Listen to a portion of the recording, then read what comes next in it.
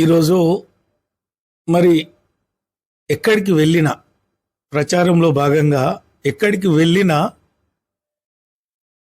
2 సంవత్సరాలుగా జరిగిన అభివృద్ధి శూన్యం అంటే, బిడ్డ నువ్వు మాకు 2 సంవత్సరాలు కనపడకపోతే మాకు అదోలాగా ఉంది, ఇప్పుడు మీరు వచ్చారు మాకు ధైర్యం ఉంది, మరి ఎమ్మెల్యే ఎవరో మేము ఇప్పటి వరకు చూడలేదు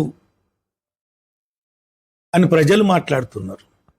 మరి అదే కాంగ్రెస్ పార్టీ నాయకులు కూడా దయచేసి మీరు గుండె మీద చేసుకొని చెప్పాలి, మేము అధికార పార్టీ అభివృద్ధి చేస్తుంది అంటున్నారు, మీరు ధైర్యంగా ఎమ్మెల్యే గారి దగ్గరికి వెళ్ళి నిధులు తీసుకొచ్చి అభివృద్ధి చేయగలరా? మీరు తేగలరా? మున్సిపల్ పరిధిలో మున్సిపల్ సంపద పెంచి 100% అభివృద్ధి చేస్తాం.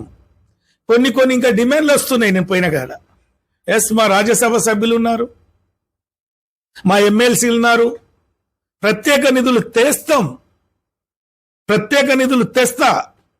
గతంలో అభివృద్ధి చేసింది నేనే, మిగిలిన పనులు పూర్తి చేసేది నేను. మీ బిడ్డగా 10 సంవత్సరాలు ఈ నియోజకవర్గాన్ని, ఈ రాష్ట్రంలో అభివృద్ధిలో ప్రథమ స్థానంతో పాటు నూతనంగా మున్సిపల్ ఏర్పాటు చేసి మున్సిపల్ బిల్డింగ్ నిర్మాణం చేపట్టి ఈ మున్సిపల్ పరిధిలో అనేక అభివృద్ధి కార్యక్రమాలు తీసుకొచ్చిన, సంక్షేమ ఫలాలు మీకు అందించినాం. 24 గంటలు ఎంబడి తిరిగే కార్యకర్తను గుర్తుపడతలేరని అనేక మంది నాయకులే వాపోతున్న పరిస్థితి అందరి ముందు ఉంది, నా దృష్టికి కూడా వచ్చింది.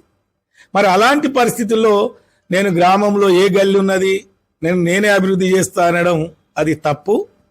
ఈ 2 సంవత్సరాలుగా చిత్తశుద్ధితో చేయలేరు, భవిష్యత్తులో చేయలేరు, ఈ నాయకులపై అడగలేరు, నాయకులను గుర్తుంచుకొని పేరు పెట్టి పిలవలేడు. కాబట్టి మున్సిపల్ ప్రజలారా ఆలోచించండి, బీఆర్ఎస్ అభ్యర్థులను